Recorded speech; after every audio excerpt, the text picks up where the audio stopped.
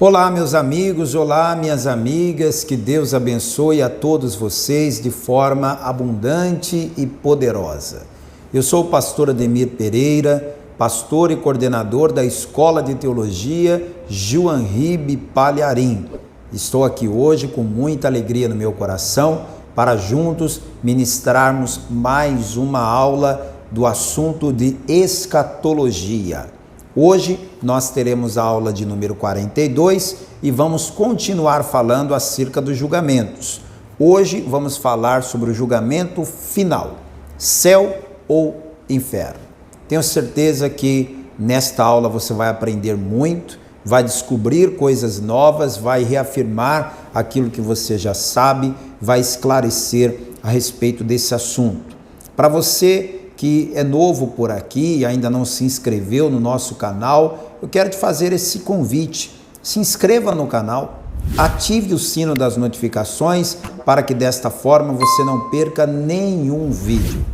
Esse vídeo exclusivamente é privado para alunos da escola, mas o nosso canal tem muito conteúdo aberto ao público que com certeza vai edificar a sua vida cristã. Então se inscreva no canal, ative o sininho das notificações e não se esqueça de clicar no gostei. Isso fortalece bastante o nosso trabalho aqui pelo YouTube. Vamos fazer agora uma oração. Vamos pedir a Deus que nos dê graça, entendimento, sabedoria para aprendermos da sua palavra. Vamos orar?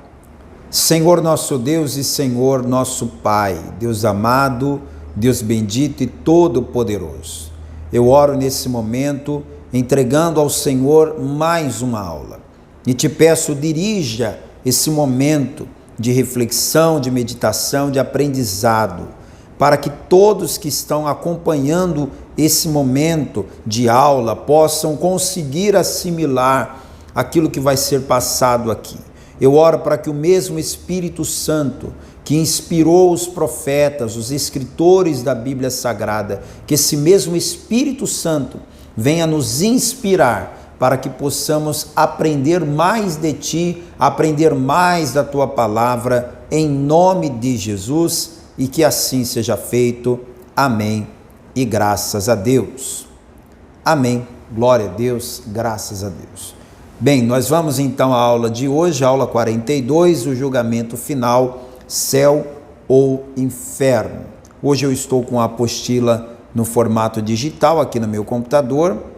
Você pode ter também nesse formato digital em PDF, ou você pode receber a aula impressa, o que for melhor para você. Se for melhor para você a aula impressa, você vem até a nossa unidade de ensino, até uma de nossas igrejas e pede pelo nome, a aula do nível Expert, de número 42, o julgamento final, céu ou inferno. Se você preferir a aula digital, então você vai enviar uma mensagem para esse WhatsApp que aparece agora na sua tela. E aí nós vamos te enviar também pelo WhatsApp. Eu quero que você abra a palavra de Deus comigo no livro do Apocalipse. Olha, hoje nós temos muita referência para ler. Espero que a gente consiga em apenas uma hora fazer todas essas leituras. Se não for possível, você aí na sua casa, de posse da apostila, vai poder fazer a leitura aí mesmo. Apocalipse capítulo 21, verso 1 diz: E vi um novo céu e uma nova terra, porque já o primeiro céu e a primeira terra passaram e o mar já não existe. Os julgamentos. Como vimos na aula anterior, a palavra de Deus nos fala que todos os homens serão julgados. Todos. E eu quero te mostrar textos que confirmam que todas as pessoas vão passar por algum tipo de julgamento. Não necessariamente o mesmo, mas todos serão julgados. Salmo 67, versículo 4. Alegrem-se e regozijem-se as nações, pois julgará os povos com equidade e governará as nações sobre a terra. O Salmo 96, verso 13. Olha o que a palavra diz: ante a face do Senhor, porque vem porque vem a julgar a terra, julgará o mundo com justiça e os povos com sua verdade. E no Novo Testamento, em Atos capítulo 17, versículo 31, a palavra diz assim, Atos 17, 31. Porquanto tem determinado um dia, em que com justiça há de julgar o mundo por meio do varão que destinou, e disso deu certeza a todos, ressuscitando-o dos mortos. Voltei à apostila. Ainda que muitos pensem em um só julgamento, ou dois, a Bíblia nos fala de 8, sendo que desses, somente 5 têm significado escatológico. Então agora nós vamos aprender aqui que existem 8 julgamentos na Bíblia. Destes 8, 3 não tem nada a ver com escatologia, mas 5 deles estão relacionados a esse assunto. Então vamos primeiro aos que não têm significado escatológico. Esses 3 julgamentos aqui não têm absolutamente nada a ver com a escatologia, com o Apocalipse, com o fim dos tempos. João 5, 24. O primeiro julgamento é o julgamento da cruz. João 5, 24. A palavra de Deus diz assim, olha. Na verdade, vos digo que quem ouve a minha palavra e crê naquele que me enviou, tem a vida eterna e não entrará em condenação, mas passou da morte para a vida. Romanos 5, 9.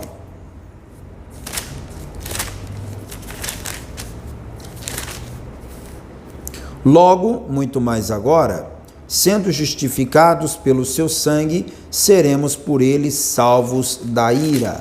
Capítulo 8, verso 1. Portanto, agora nenhuma condenação há para os que estão em Cristo Jesus, que não andam segundo a carne, mas segundo o Espírito. 2 Coríntios 5, 21. Olha só. Aquele que não conheceu o pecado, o fez pecado por nós, para que nele fôssemos feitos justiça de Deus. Gálatas capítulo 3, verso 13.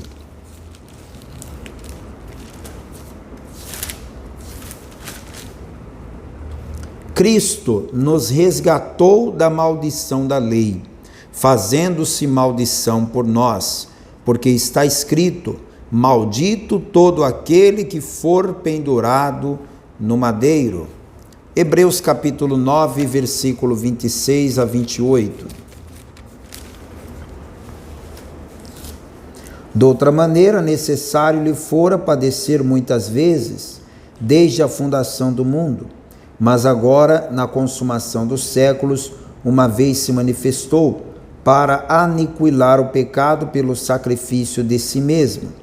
E como aos homens está ordenado morrerem uma vez, vindo depois disso o juízo, assim também Cristo, oferecendo-se uma vez para tirar os pecados de muitos, aparecerá segunda vez sem pecado aos que o esperam para salvação.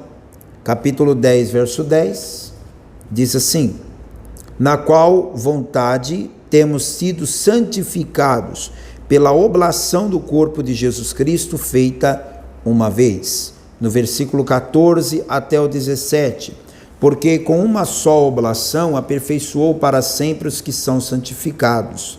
E também o Espírito Santo nolo testifica, porque depois de haver dito: este é o concerto que farei com eles, depois daqueles dias, diz o Senhor, porei as minhas leis em seu coração e as escreverei em seus entendimentos.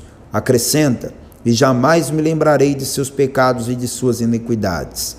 Ora, onde há remissão desses, não há mais oblação pelo pecado. Então, você viu aí nessas referências que todos nós seremos julgados pela cruz. A cruz que salva o pecador também é a cruz que condena. Por quê? Se eu não criei na obra da cruz, não tem salvação para mim. Então, todos seremos julgados nesse julgamento. O julgamento do crente pela disciplina. Já que eu estou com a Bíblia aberta em Hebreus, eu vou aqui no capítulo 12. Capítulo 12, versículo 5, fala da disciplina que o Senhor aplica aos seus filhos. E já vos esquecestes da exortação que argumenta convosco como filhos? Filho meu, não desprezes a correção do Senhor e não desmaies quando por ele fores repreendido. Porque o Senhor corrige o que ama e açoita qualquer que recebe por filho. Se suportais a correção, Deus vos trata como filhos. Porque que filho há a quem o pai não corrija? Mas se estais sem disciplina, da qual todos são feitos participantes, sois então bastardos e não filhos. Então o que o escritor aos Hebreus está explicando? Que uma forma de Deus nos julgar é também pela disciplina. Essa disciplina que é aplicada a todos os crentes. O terceiro julgamento, que não é escatológico, é o auto-julgamento do crente. O apóstolo Paulo, na primeira carta aos Coríntios, no capítulo 11, ele ensina sobre a Santa Ceia, e no versículo 31 ele diz assim, versículo 31, porque se nós nos julgássemos a nós mesmos, não seríamos julgados. Então cabe ao cristão fazer uma autoanálise dos seus próprios pecados, julgar os seus próprios pecados, para dessa forma não sofrer outro julgamento muito pior. Agora vamos para os 5 julgamentos dos quais nós estamos aprendendo em escatologia. Desses 5, já falamos de um, que foi o tribunal de Cristo, né? A gente já falou do tribunal de Cristo na aula 39. E só para te refrescar a memória, eu vou ler 2 Coríntios 5:10, onde Paulo diz: porque todos devemos comparecer ante o tribunal de Cristo, para que cada um receba o que tiver feito por meio do corpo, ou bem ou mal. Então, para te lembrar o que é o tribunal de Cristo, é o momento em que todos os salvos, somente os salvos, estarão perante Cristo. E ali será distribuído o galardão. Quem fez muito pelo reino de Deus na terra receberá um grande galardão. Quem não fez tanto vai receber um galardão não tão grande. E aqueles que nada fizeram, ainda que tenham sido salvos, não vão receber nenhuma recompensa, nenhum galardão. Mas o tribunal de Cristo existirá para isso. Não para salvar ou condenar, porque ali todos são salvos. Mas o objetivo do tribunal de Cristo é galardoar aqueles que serviram com fidelidade. Agora vamos continuar a leitura na apostila. É necessário analisar 4 julgamentos que têm implicações escatológicas. O primeiro já falei, o tribunal de Cristo, sobram 4, né? O julgamento da nação de Israel, o julgamento das nações de forma geral, o julgamento dos anjos caídos e o julgamento do grande trono branco. Aí você tem as referências e nós vamos agora fazer uma exegese de cada uma dessas etapas de julgamento.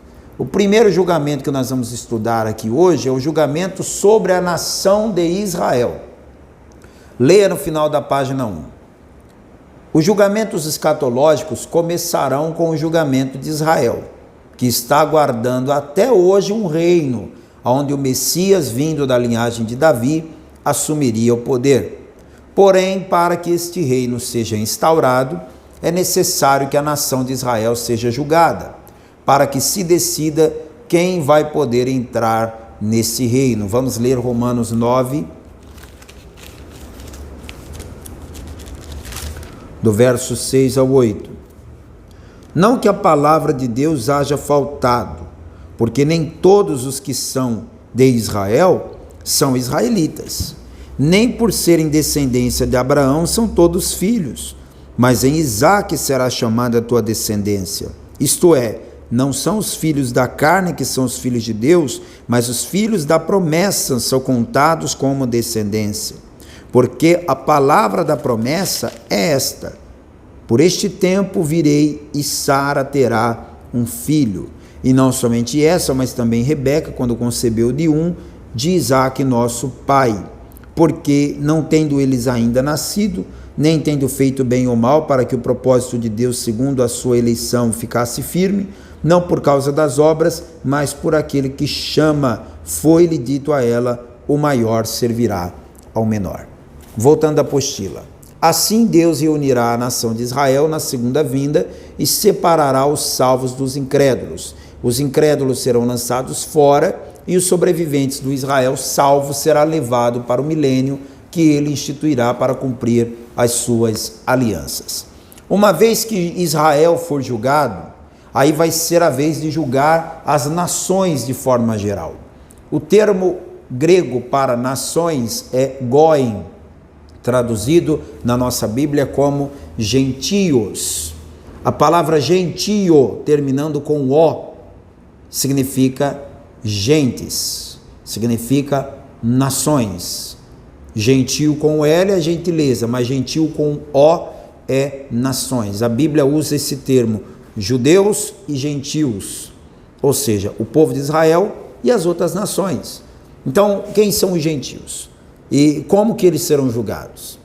Segundo os capítulos 24 e 25 de Mateus, o julgamento dos gentios virá depois do julgamento da nação de Israel, que acontecerá logo após a segunda vinda de Cristo. Vamos para o Antigo Testamento, o livro do profeta Joel, capítulo 3.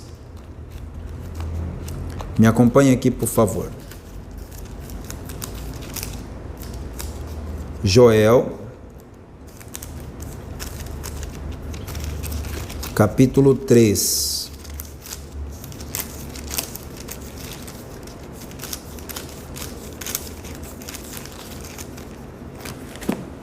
O versículo 1 e 2.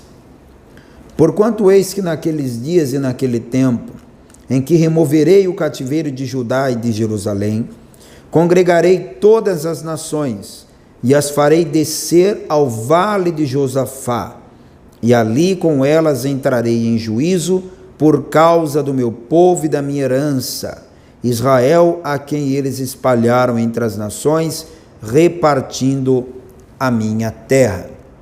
O profeta revela que o julgamento sobre os gentios acontecerá ao mesmo tempo que o Senhor restaurar a nação de Israel à sua terra, que é na segunda vinda. Logo, esse julgamento deve ocorrer durante a segunda vinda, após o ajuntamento e julgamento de Israel. Ele deve preceder a instituição do milênio, pois os aceitos nesse julgamento são levados para o reino milenar. Participarão desse julgamento os gentios que ainda estiverem vivos quando Jesus voltar. Haverá um resultado duplo do julgamento sobre os gentios vivos. Primeiro resultado: aos que foram destinados à direita do rei é feito um convite: vinde, benditos de meu Pai, entrai na posse do reino que vos está preparado desde a fundação do mundo. Mateus 25, 34. Segundo resultado: aos destinados à esquerda do Pai é pronunciado juízo: apartai-vos de mim, malditos, para o fogo eterno preparado para o diabo e seus anjos. Agora vamos para o terceiro julgamento, o julgamento dos anjos caídos. Segundo o livro de Judas, a carta de Judas, anjos também serão julgados.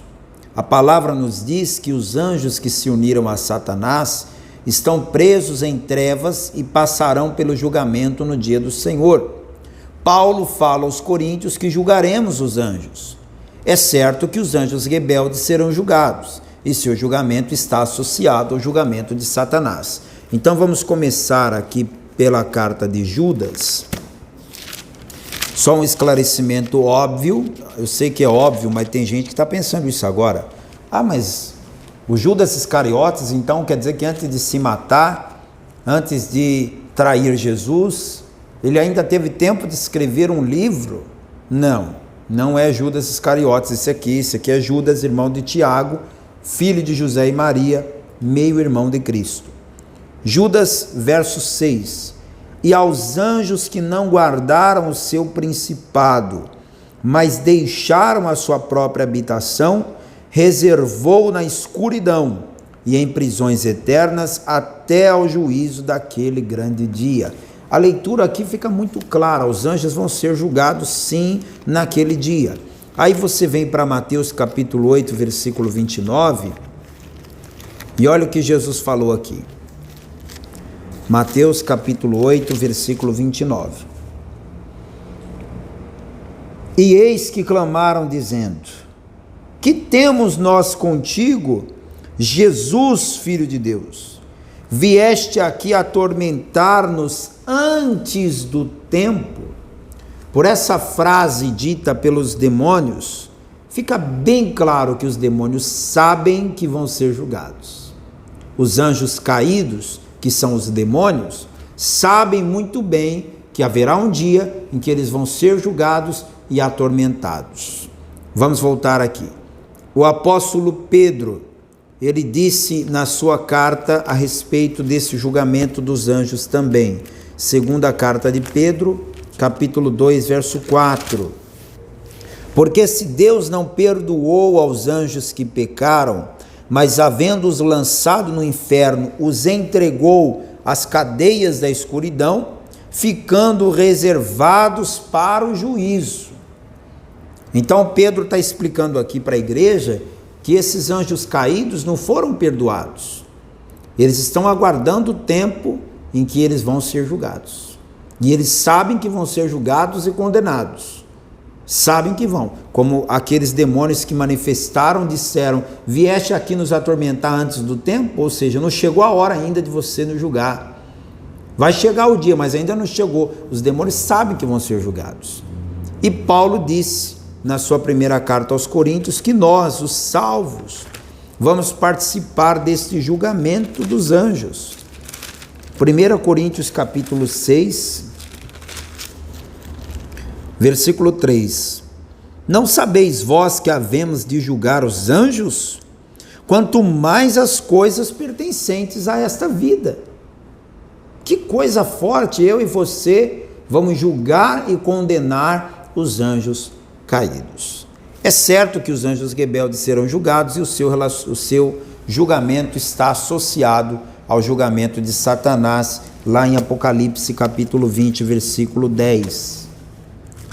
Veja só.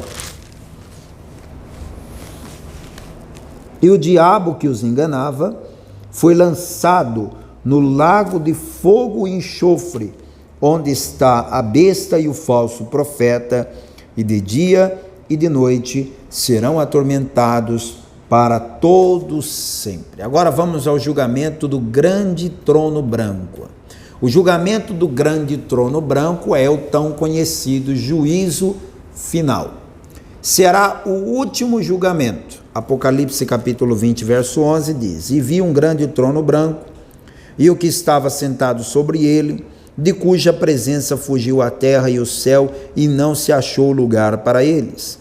E vi os mortos, grandes e pequenos, que estavam diante do trono, e abriram-se os livros, e abriu-se outro livro, que é o livro da vida, e os mortos foram julgados pelas coisas que estavam escritas nos livros, segundo as suas obras.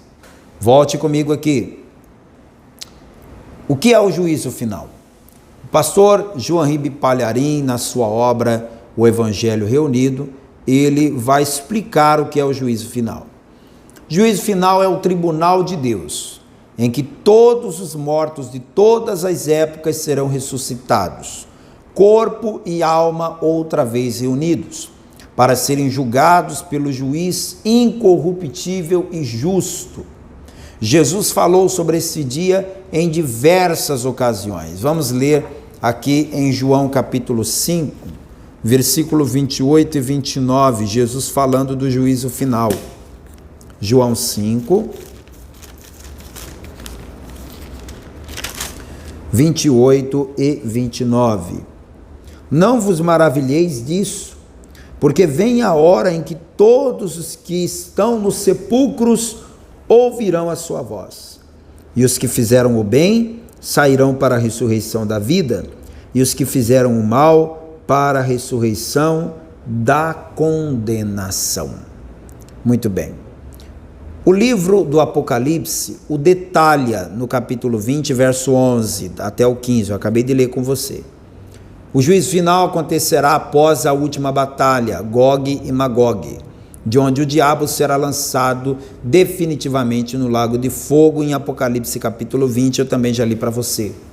Para o dia do juízo, o mar, a morte e o além entregarão os mortos que neles existem, e o Senhor há de julgar segundo as suas obras, tanto os vivos como os mortos, poderosos e humildes, grandes e pequenos. E quando a gente fala em pequeno, é pequeno no sentido de status financeiro e social, e não pequeno no sentido de idade. Todos hão de comparecer a esse grande julgamento, sem exceção, quando será feita a última separação entre os que receberam a Cristo e os que foram indiferentes ao seu sacrifício, ou rejeitaram seu apelo amoroso para que se arrependessem. Vamos parar aqui e fazer uma análise. Se eu já participei do tribunal de Cristo, se eu já recebi o galardão pelo meu trabalho em prol do reino de Deus, eu vou participar do juízo final? Vou, porque todo joelho vai ter que se dobrar, todos vão ter que comparecer, sem exceção. Mas há uma grande diferença entre o salvo comparecer no juízo final e os demais. Porque o salvo vai comparecer no juízo final apenas para constar que esteve lá, apenas para ouvir o Pai dizer: então venha, bendito do meu Pai, possui o reino que te está preparado. Porque eu já sei como vai acabar, eu já sei o que vai acontecer comigo. Por quê? Porque eu já fui salvo, já estive no tribunal de Cristo. Agora, para os que não foram julgados ainda no tribunal de Cristo, para aqueles que ainda não estão salvos, o juízo final vai ser aterrorizante. Eu vou estar lá, você vai estar lá, mas para nós que somos salvos, o juízo final não vai nos amedrontar, porque nós já temos convicção da nossa salvação. Muito bem, continuemos aqui então a nossa leitura. Jesus, o juiz dos vivos e dos mortos, garantiu que aqueles que nele creem não entrarão em condenação nem passarão pelo juízo final. Neste dia, os justos resplandecerão como o sol no reino de seu Pai. Atenção, a diferença entre o tribunal de Cristo e o juízo final é que o primeiro é para salvos e o segundo para os ímpios. O primeiro acontecerá após o arrebatamento e o segundo após a última batalha do bem e do mal, Gog e Magog. No primeiro, os justos receberão recompensa por aquilo que fizeram em favor da obra de Deus, ou não, se o servo foi mau e negligente. E no segundo, os ímpios receberão pagamento por suas obras más. Entre ambos, entre o tribunal de Cristo e o juízo final, há pelo menos 1000 anos de distância. É o fim da terra previsto em Ezequiel 7 e é o começo do novo céu e da nova terra de Apocalipse 21. Compreendeu? Para os salvos, tribunal de Cristo. Para os ímpios, juízo final. Quem será o juiz? Porque se há um julgamento, né, tem que ter um juiz. Quem será o juiz no grande juízo final? Tanto no tribunal de Cristo quanto no juízo final, ou julgamento do grande trono branco, Jesus Cristo será aquele que agirá como juiz. Olha que coisa forte, o nosso Senhor Jesus vai ser o nosso juiz. Paulo fala que Cristo há de julgar os vivos e os mortos. Em 2 Timóteo 4, verso 1, Paulo diz isso. Vamos ler aqui. Segunda carta de Paulo a Timóteo, capítulo 4, verso 1. Conjuro-te, pois, diante de Deus e do Senhor Jesus Cristo, que há de julgar os vivos e os mortos na sua vinda e no seu reino. Continuando, Pedro diz que Jesus Cristo é quem foi constituído por Deus, juiz dos vivos e dos mortos.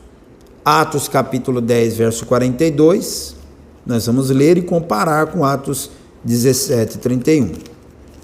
Atos 10, 42.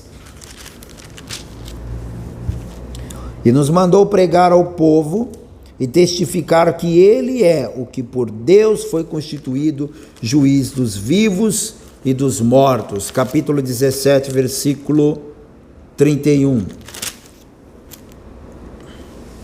Porquanto tem determinado um dia em que com justiça há de julgar o mundo por meio do varão que destinou, e disso deu certeza a todos, ressuscitando-o dos mortos.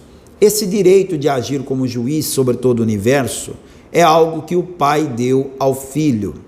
O Pai lhe deu autoridade para julgar, porque Jesus é o Filho do homem.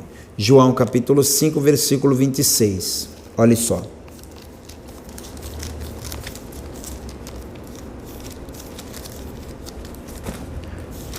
Diz assim: porque como o Pai tem a vida em si mesmo, assim deu também ao Filho ter a vida em si mesmo, e deu-lhe o poder de exercer o juízo, porque é o Filho do homem.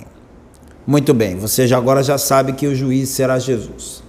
Em 1 Coríntios capítulo 6, verso 2 e 3, vemos que os salvos também participarão como juízes junto com Cristo. Vamos ler isso então mais uma vez, 1 Coríntios capítulo 6,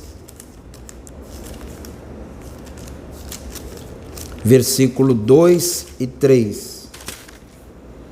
Não sabeis vós que os santos, ou seja, os salvos, hão de julgar o mundo?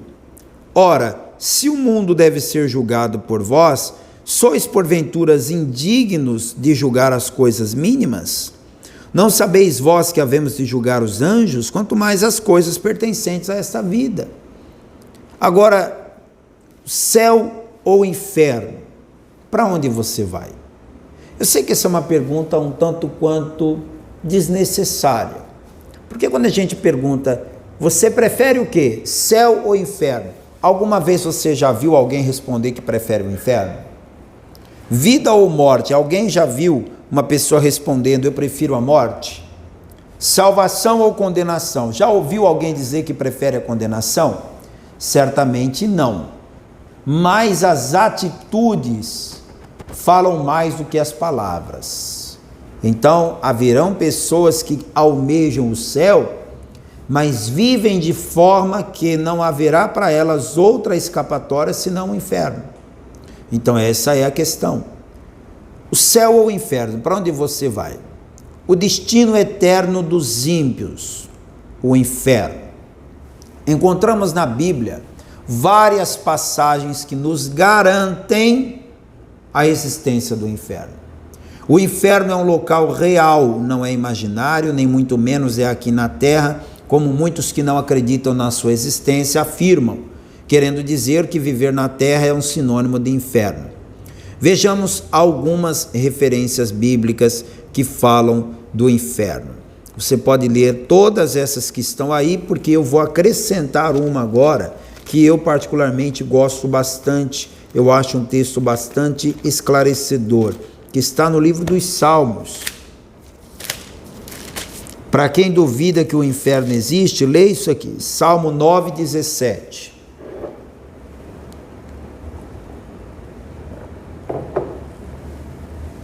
Achou?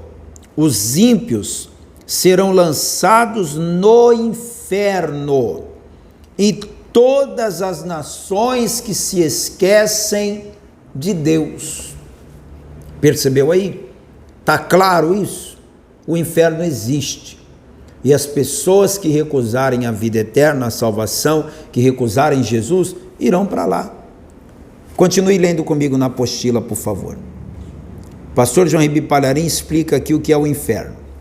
Jesus mencionou este lugar em várias mensagens e o descreve como um ambiente insuportável de sofrimento atroz e horrendo, que nunca termina. Vamos ver Marcos 9:47, Jesus falando do inferno.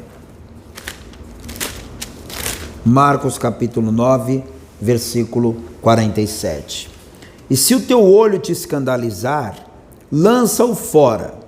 Melhor é para ti entrares no reino de Deus com um só olho, do que tendo 2 olhos ser lançado no fogo do inferno, onde o seu bicho não morre e o fogo nunca apaga.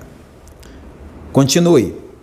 Jesus afirmou que o fogo do inferno foi preparado para o diabo e seus anjos. Então significa que a vontade de Deus não é mandar o ser humano para o inferno. A ideia de criar o inferno nunca foi para colocar o ser humano lá, e sim para o diabo e seus anjos. Mateus 25, 41.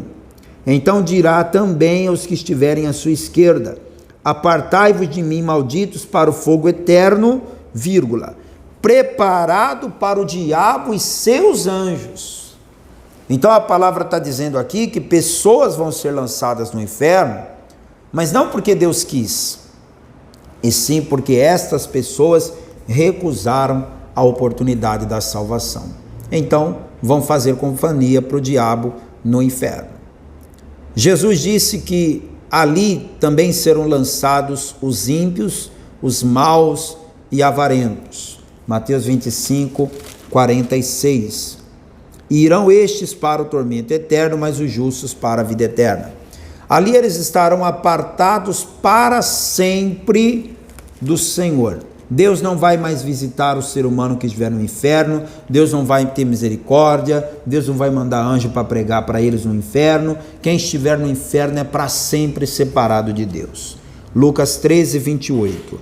Ali haverá choro e ranger de dentes, quando virdes Abraão e Isaque e Jacó e todos os profetas do reino de Deus e vós lançados fora. Misericórdia.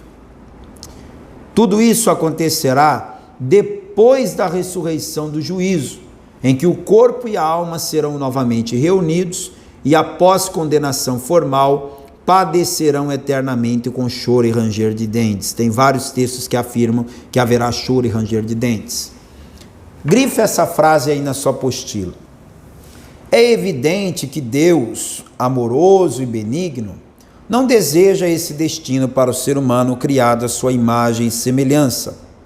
Por isso, ele preparou antecipadamente Jesus como a porta da salvação e da vida eterna. O próprio Jesus disse em João 14, 6: eu sou o caminho, a verdade e a vida, e ninguém vem ao Pai a não ser por mim. Ao receber nessa vida o Senhor Jesus como único, suficiente, exclusivo e eterno Salvador, o pecador é purificado de todo pecado, transformado em filho de Deus também, e o seu nome é escrito no livro da vida do Cordeiro. Isso lhe garante escapar do destino final preparado para o diabo e seus anjos. O inferno existe? Sim. Deus vai mandar pessoas para lá? Vai. Agora, Deus quer mandar? Não. Deus não quer. Para onde que Deus quer te mandar? Para o seio de Abraão. E depois para o céu, onde você vai ter felicidade sem fim. O problema é que a decisão é sua, não é de Deus. Se a decisão fosse de Deus, pronto, a decisão já está tomada. Deus quer salvar todos, mas a decisão é sua, é minha, é de todos os seres humanos. Agora deixa eu falar do destino eterno dos justos, o céu. A principal ênfase da Bíblia quanto ao destino eterno dos justos é sobre o estado de vida. Céu, portanto, é mais do que um lugar, é um estado de vida feliz. A Bíblia mostra várias facetas desse estado de bem-aventurança eterna dos crentes. E agora o teólogo Zacarias Aguiar Severa, no Manual de Teologia Sistemática, explica um pouquinho sobre o céu. Em Apocalipse 21, 3 ao 7, está escrito assim: e ouvi uma grande voz do céu que dizia: eis aqui o tabernáculo de Deus com os homens, pois com eles habitará, e eles serão seu povo, e o mesmo Deus estará com eles e será o seu Deus. E Deus limpará de seus olhos toda lágrima, e não haverá mais morte, nem pranto, nem clamor, nem dor, porque já as primeiras coisas são passadas. E o que estava sentado sobre o trono disse: eis que faço novas todas as coisas. E disse-me: escreve, porque essas palavras são verdadeiras e fiéis. E disse-me mais: está cumprido. Eu sou o alfa e o ômega, o princípio e o fim. A quem quer que tiver sede, de graça lhe darei da fonte da água da vida.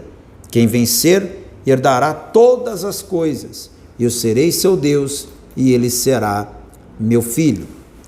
Aqui vemos a promessa da bem-aventurança que os salvos viverão.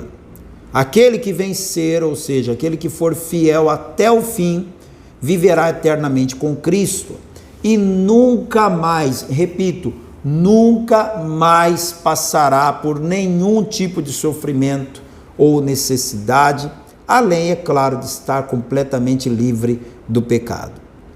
Ali a morte não mais existirá, de acordo com o texto de Paulo em Coríntios 15, assim como a doença, a fome, a dor, a tristeza, os problemas, as tragédias, nada disso mais haverá. Oh, glória! Imagina que lugar maravilhoso, é para lá que eu quero ir. O justo viverá para adorar a Deus e estará em um estado de felicidade eterna. Vamos ver o comentário do pastor João Ribeiro Palharim aqui sobre o sétimo templo. Muito breve viveremos o sétimo templo. Não por acaso, o sétimo, o número da perfeição divina. Deus sempre reserva o melhor para o final. Na Nova Jerusalém Celestial não haverá templo. Assim como no princípio não havia templo no Jardim do Éden, e mesmo assim o ser humano desfrutava da comunhão com Deus. A profecia diz em Apocalipse 21, 22, nela não vi templo, porque o seu templo é o Senhor, Deus Todo-Poderoso e o Cordeiro. Entendendo melhor, hoje nós somos o templo de Deus. Amanhã Deus será o nosso templo. Amém? E por fim, vamos falar agora sobre o novo céu e a nova terra.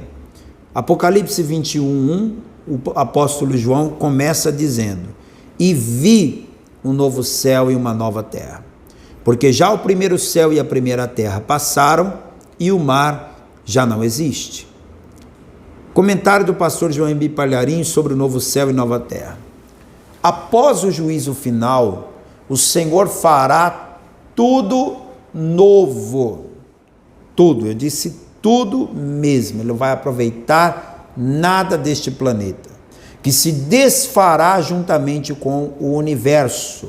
O apóstolo Pedro falou do planeta se desfazendo por completo, segunda epístola de Pedro.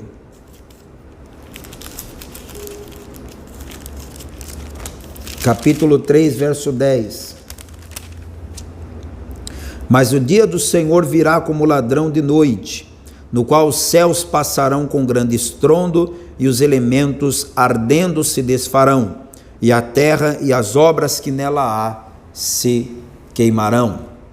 No novo céu e na nova terra estará a nova Jerusalém, a qual descerá adereçada como uma esposa ataviada para o seu marido. Nela Deus habitará com os homens, limpando dos seus olhos todas as lágrimas. E não haverá mais mortes, nem pranto, nem clamor, nem dor, porque já as primeiras coisas são passadas. Na nova Jerusalém não haverá templo, porque o seu templo é o Deus Todo-Poderoso e o Cordeiro. Também não haverá sol nem lua, porque a glória de Deus a alumiará e o Cordeiro será a sua lâmpada.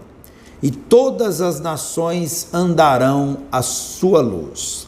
Nela não entrará coisa alguma que seja imunda, que cometa abominação ou mentira, mas só os que estão inscritos no livro da vida, porque lavaram as suas vestiduras no sangue do Cordeiro. João 14, Jesus está se despedindo dos discípulos e ele faz uma promessa. Vem comigo aqui para a gente terminar. João capítulo 14, verso 1. Não se turbe o vosso coração. Credes em Deus, crede também em mim. Na casa de meu pai há muitas moradas. Se não fosse assim, eu vou-lhe teria dito, pois vou preparar-vos lugar. E se eu for e vos preparar lugar, virei outra vez e vos levarei para mim mesmo, para que onde eu estiver, estejais vós também. O plano de Deus ainda não se concretizou, mas vai se concretizar. E onde Ele está, eu e você estaremos também. Na última aula de Escatologia 2, falaremos sobre a eternidade. Como eu disse no início da aula, é um assunto repleto de muitos textos, muitos. Eu quero que você tire um tempo, não fique apenas com aquilo que eu estou explicando aqui. Não fique apenas com a minha leitura aqui. Eu quero que você que tem a apostila impressa ou no seu computador, no seu celular, faça a leitura de todos os versículos para o seu aprendizado. E se tiver alguma dúvida, nos acione que teremos prazer de responder. Muito obrigado pelo carinho da sua audiência. Até a próxima aula, querendo Deus. Tchau, tchau.